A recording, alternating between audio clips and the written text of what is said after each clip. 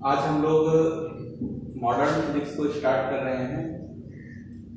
Modern physics में basically हम लोगों को 6 चैप्टर पढ़ना होता है बाबू।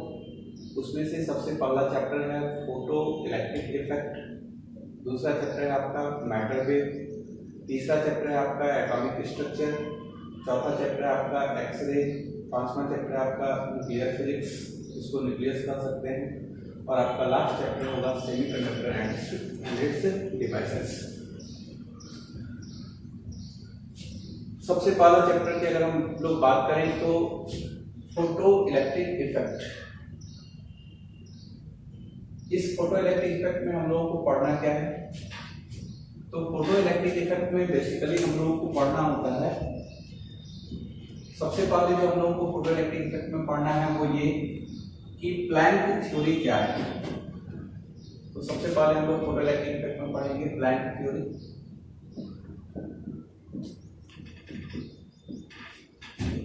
प्लैंक्स, तो प्लैंक थ्योरी समझाने से पहले हम आपको एक छोटा सा पॉइंट समझा रहे हैं कि फोटो इलेक्ट्रिक इफेक्ट जो फिनोमिना है, ये फिनोमिना लाइट के किस नेचर से एक्सप्लेन किया जाता है। तो लाइट के पास हम लोग अगर देखें तो लाइट के पास दो तरह का नेचर है। एक नेचर है आपका वेव नेचर और दूसरा है आपका पार्टिकल नेचर।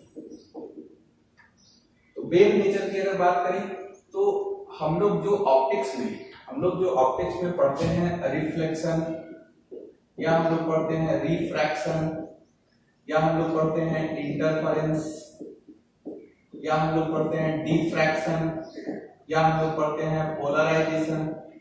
तो लाइट के ये जितने भी फिनोमिना हैं वो सारा का सारा फिनोमिना लाइट के वेव नेचर से एक्सप्लेन होता है, जबकि photo electric effect phenomena light के पार्टिकल नेचर से एक्सप्लेन होता है। इसका मतलब ये हुआ कि लाइट के पास वेव नेचर भी है और साथ ही साथ पार्टिकल नेचर भी है।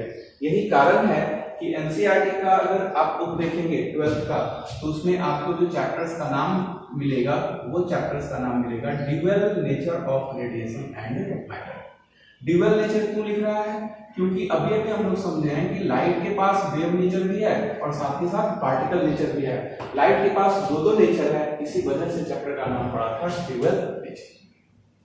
तो बोर्ड एग्जाम में काफी बेसिक सवाल आपसे पूछा जाता है कि फोटो इलेक्ट्रिक इफेक्ट लाइट के किस फिनोमिना से एक्सप्लेन होता है।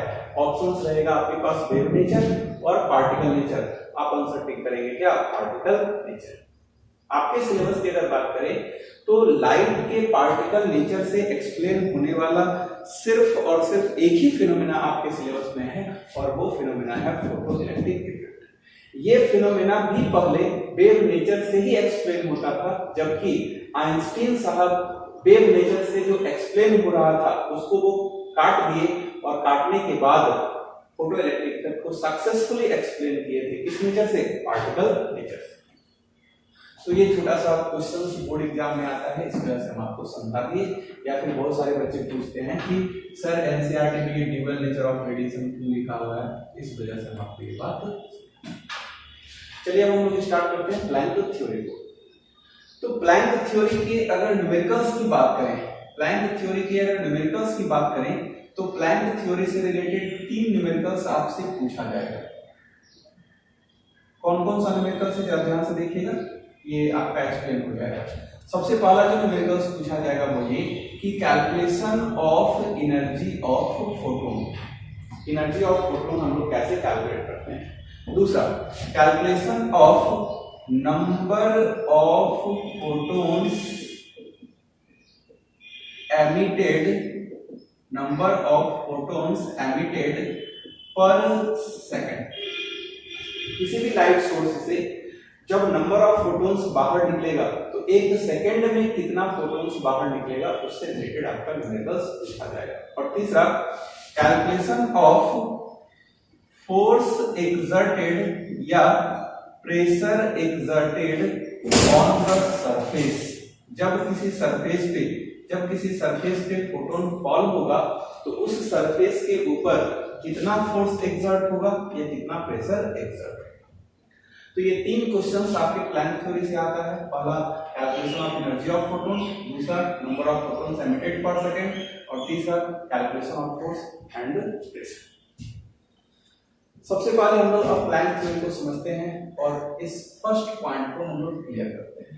ठीक, चलिए देखिए, अगर हम प्लैंक थ्योरी की बात कर रहे हैं तो प्लैंक थ्योरी कहता है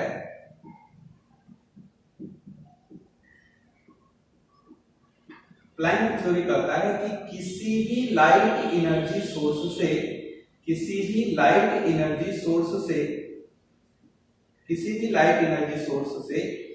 जब एनर्जी रेडिएट होता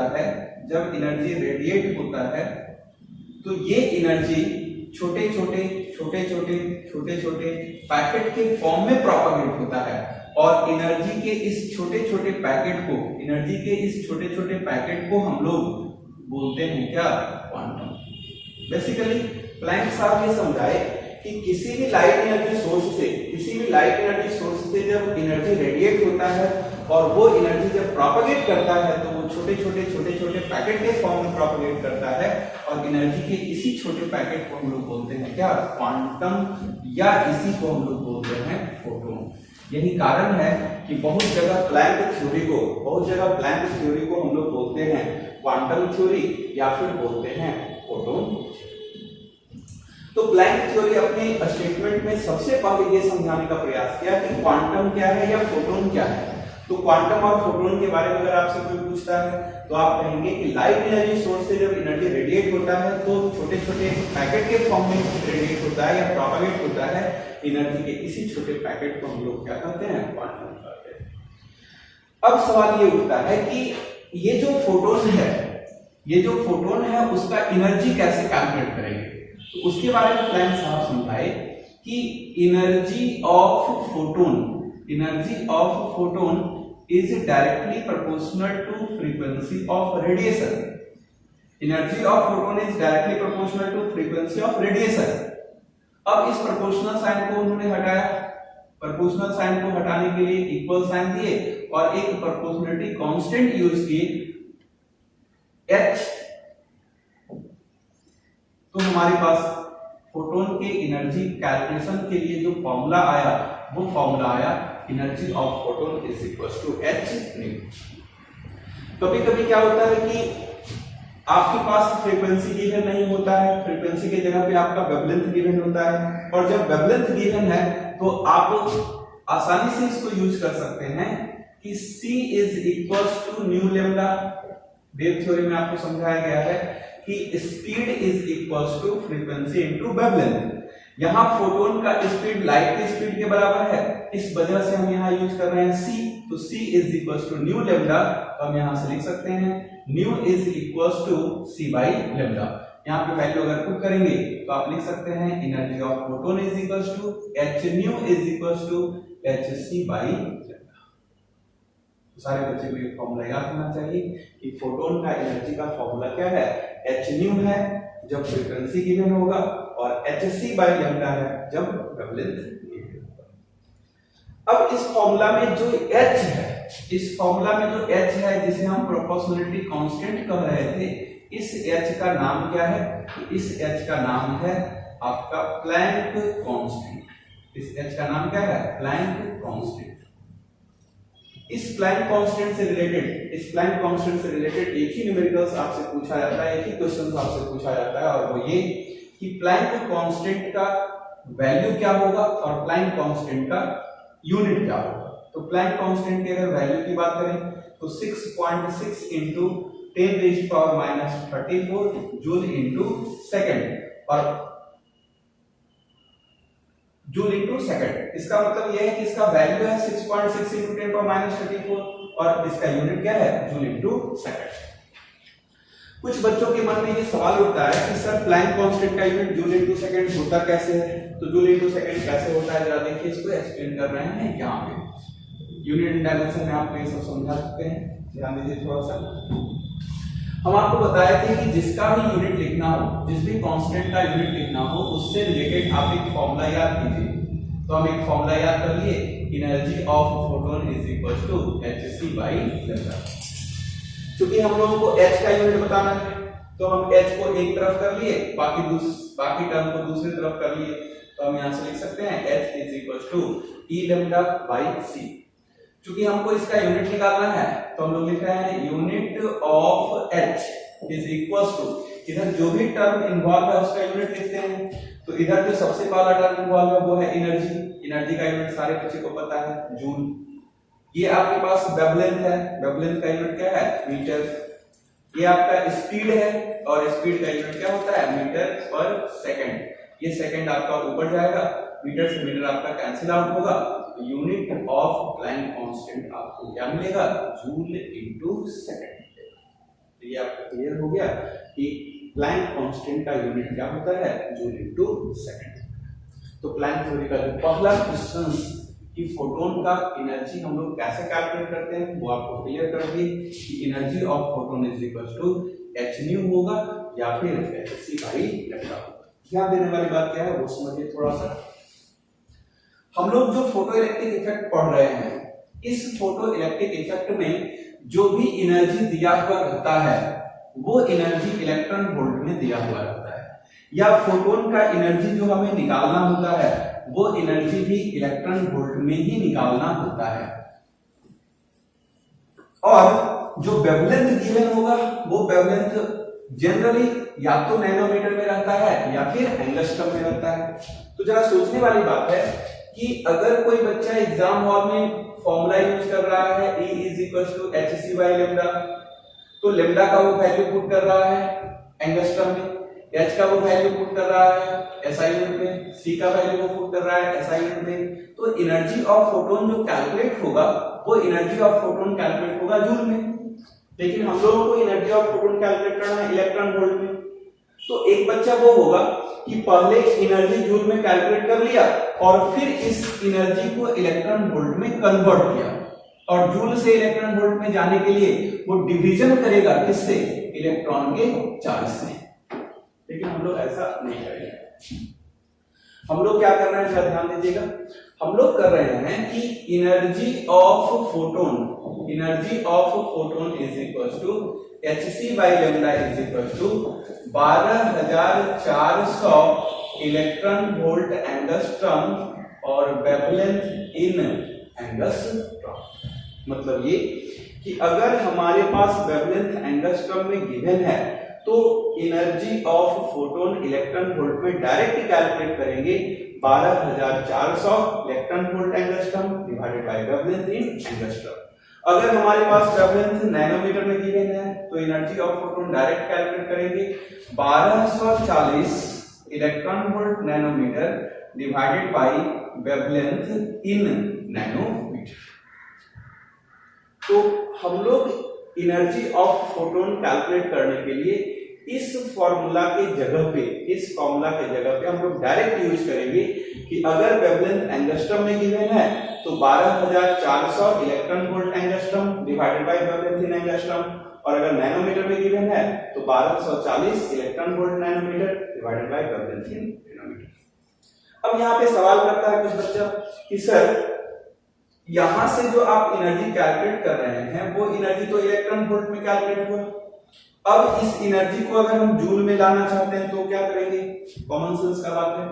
इलेक्ट्रॉन वोल्ट से अगर जूल में आप कन्वर्ट करना चाहते हैं तो कन्वर्जन याद होना चाहिए, और वो कन्वर्जन है कि इलेक्ट्रॉन वोल्ट से जूल में जाने के लिए आपको मल्टीप्लाई करना पड़ेगा इलेक्ट्रॉन के चार्ज से, और इलेक्ट्रॉन का चार्ज कितना होता है 1.6 into 10⁻⁹। इसका मतलब कि जैसे ही आप इस वैल्यू को 1.6 into 10⁻⁹ से मल्टीप्लाई करेंगे आपका एनर्जी जूल में कैलकुलेट हो जाएगा। चलिए एक छोटा सा क्वेश्चन देखते हैं। क्वेश्चन नंबर 1 आपके शीट में दिया हुआ है, देखते हैं क्या है क्वेश्चन। काफी बेसिक क्वेश्चन है। क्वेश्चन में ये कह रहा है कि एक फोटोन है जिसका वेवलेंथ दिया हुआ है 4000 एंगस्ट्रॉम। इस फोटोन का एनर्जी कितना होगा। तो इसकी एनर्जी को हम लोग आसानी से कैलकुलेट कर सकते हैं। हम लोग जानते हैं energy of photon is equal to hc by lambda is equal to 12400 electron volt angstrom divided by 4000 angstrom. आप इसको काट कूट कर दीजिए तो यहां से ये कैंसिल आउट हो जाएगा, यहां से ये कैंसिल आउट हो जाएगा। 124 डिवाइडेड बाय 40 इलेक्ट्रॉन वोल्ट, यहां से आपका आएगा 3.1 इलेक्ट्रॉन वोल्ट। अगर इसी क्वेश्चन में आपसे कहा होता कि फोटोन का एनर्जी आप जूल में बताइए क्या होगा, तो यहां से हम ये भी लिख सकते हैं आंसर कि 3.1 इलेक्ट्रॉन वोल्ट को जूल में कन्वर्ट करना है। तो जूल में कन्वर्ट करने के लिए क्या करेंगे, 1.6 into 10⁻⁻⁹ से मल्टीप्लाई कर देंगे। तो ये आपके पास जो वैल्यू आएगा वो आएगा 3.1 into 1.6 into 10⁻⁹। लेकिन फोटोइलेक्ट्रिक इफेक्ट में जब भी फोटोन की एनर्जी का हमें यूज करना होता है वो बेसिकली इलेक्ट्रॉन वोल्ट में ही कैलकुलेट करना होता है। तो ये था प्लैंक थ्योरी का पहला पॉइंट आपको क्लियर। प्लैंक थ्योरी का जो दूसरा क्वेश्चन है, प्लैंक थ्योरी का जो दूसरा क्वेश्चन है बालक, वो ज्यादा इंपॉर्टेंट क्वेश्चन है और वो है calculation of number of photons emitted per second. जरा ध्यान से समझिए। प्लैंक साहब से पूछा ये गया कि आप कह रहे हैं कि किसी भी लाइट एनर्जी सोर्स से जो एनर्जी रेडिएट होता है तो वो छोटे छोटे पैकेट के फॉर्म में रेडिएट होता है, और इस छोटे से पैकेट को हम लोग बोल रहे हैं क्या, क्वांटम बोल रहे हैं या फोटोन बोल रहे हैं। सवाल ये है कि इस लाइट एनर्जी सोर्स से एक सेकंड में कितना फोटोन बाहर निकल रहा है या कितना क्वांटम बाहर निकल रहा है, इसी का कैलकुलेशन हम लोगों को यहाँ करना है। दैट मींस काफी इंपॉर्टेंट कॉन्सेप्ट हमारे सामने है, यहाँ से लगभग क्वेश्चन आपसे पूछा जाएगा, और वो ये है कि कैलकुलेशन ऑफ, ध्यान दीजिएगा जरा, calculation of number of photons emitted per second. चलिए देखते हैं इसका कैलकुलेशन करते कैसे। ध्यान दीजिए, सपोज करो कि हमारे पास एक लाइट एनर्जी सोर्स है, ये हमारे पास एक लाइट एनर्जी सोर्स है। इस लाइट एनर्जी सोर्स से टी टाइम में या टी सेकंड में टोटल नंबर ऑफ फोटॉन्स जो एमिट हो रहा है वो है आपका कैपिटल एन। तो जरा सोच समझ के बताइए कि टी सेकंड में टोटल नंबर ऑफ फोटॉन्स कितना, एन, इसलिए एक सेकंड में कितना, तो n बाई टी, और यही हम लोग को कैलकुलेट करना है n बाई टी। इस n बाई टी को हम लोग एज्यूम कर लिए हैं स्मॉल n। दैट मींस हम लोग number of photons emitted per second को डिनोट कर रहे हैं किससे, स्मॉल n से। यही स्मॉल n का हम लोग को कैलकुलेशन करना है। कैसे कैलकुलेट होता है जरा ध्यान से सुनिए। हम लोगों के पास एक छोटा सा फॉर्मूला है कि power is equals to energy divided by time. अगर इस लाइट एनर्जी सोर्स से एक फोटोन बाहर निकलता तो उसका एनर्जी होता है hc बाई लैम्डा। अगर 10 फोटोन बाहर निकलता तो उसका एनर्जी होता है 10 into hc बाई लैम्डा। हम एज्यूम कर रहे हैं कि इस एनर्जी सोर्स से n फोटॉन्स बाहर निकल रहा है, इस वजह से इसका एनर्जी हो जाएगा n times hc by lambda divided by time, और टाइम एज्यूम किए हैं कितना, t, n बाई टी, यही हम लोग को कैलकुलेट करना था, और इसको हम लोग एज्यूम किए हैं स्मॉल n। तो हम यहां से लिख सकते हैं p is equal to n hc by lambda. यहां से आगे देखिए लिख सकते हैं n is equal to p lambda divided by hc। ये फॉर्मूला सारे बच्चे को याद होना चाहिए कि एक सेकंड में लाइट एनर्जी सोर्स से कितना फोटॉन्स बाहर निकलता है, तो वो है आपका p lambda divided by h।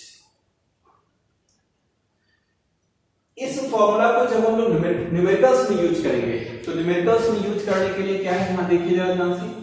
Numericals बनाते समय हम लोग यूज करेंगे इन numericals number of photons emitted per second n is equals to 5 into 10 raised to power 24 p lambda. क्या यूज करेंगे, n is equals to 5 into 10 raised to power 24 p lambda.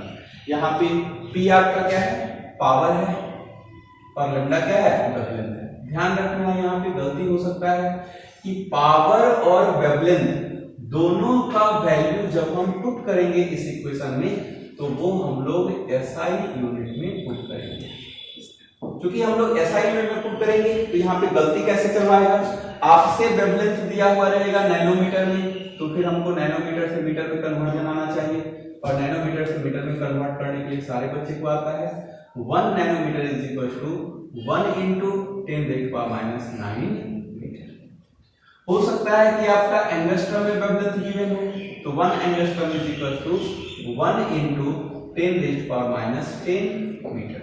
हो सकता है पावर आपका मिलीवाट में दिया हुआ हो, तो 1 milliwatt is equal to 1 into 10⁻³ watt. तो ध्यान रखना है कि number of photons emitted per second का फॉर्मूला क्या है, n is equal to P lambda by H C, तो याद रखना ही है, लेकिन हम लोगों को ज्यादा याद रखना है कि n is equal to 5 into 10⁻24 p। इसी से रिलेटेड हम लोगों को क्वेश्चंस करना है, क्वेश्चन नंबर 2, 3 और 4। क्वेश्चन क्या है,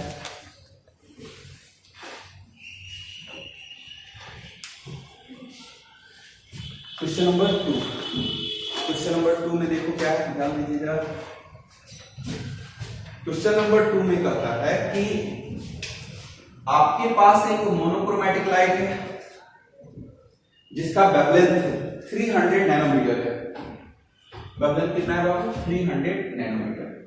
तो ये है आपका 300 nanometre. Is incident normally on a surface of area 4 centimetre square.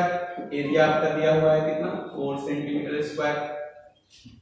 If the intensity of light, आपका इंटेंसिटी गिवन है 150 मिलीवाट पर मीटर स्क्वायर, और आपसे पूछा गया है कि बताइए किस रेट से फोटोन बाहर निकल रहा है।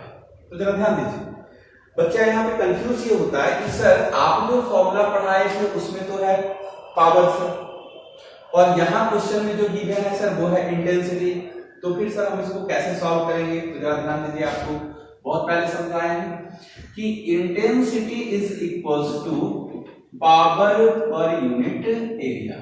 इसका मतलब है कि P इज इक्वल टू हम लोग लिख सकते हैं क्या, I into A, P is equal to I A. अब जरा बताइए इस क्वेश्चन में कुछ नहीं है, n is equal to 5 into 10⁻24 p lambda. यहां से हम लोग लिख सकते हैं 5 into 10⁻24 p। p की जगह पे क्या होगा, I into a into lambda. यहां पे वैल्यू आएगा 5 into 10⁻24, I का वैल्यू पुट कर दीजिए, a का वैल्यू पुट कर दीजिए और लैम्डा का वैल्यू पुट कर दीजिए। तो I का वैल्यू कितना है 150 मिलीवाट, 150 मिलीवाट, तो यहां से 10⁻³ वाट पर मीटर स्क्वायर। एरिया कितना है 4 सेंटीमीटर स्क्वायर, तो 4 सेंटीमीटर स्क्वायर है तो 10⁻⁴ मीटर स्क्वायर इनटू वेवलेंथ कितना है 300 नैनोमीटर, तो 300 into 10⁻⁹। जब आप इसको कैलकुलेशन करेंगे तो जरा देखिए ध्यान से, ये आपका है 24, ये आपका 25 और ये आपका 27। इधर देखिए 10⁻³ -4 और -9। इसका मतलब है ये 5 हो गया, ये आपका 15 हो गया, ये आपका 4 हो गया, ये आपका 3 हो गया। 27 में से 16 बाहर जाएगा तो आपका बच जाएगा क्या 10⁻11। इसको और आगे अगर सॉल्व करेंगे तो 15 गुने 4 60, 60 गुने 3 180, 180 गुना 5 900, दैट मींस 900 गुना 10 पर पावर 11।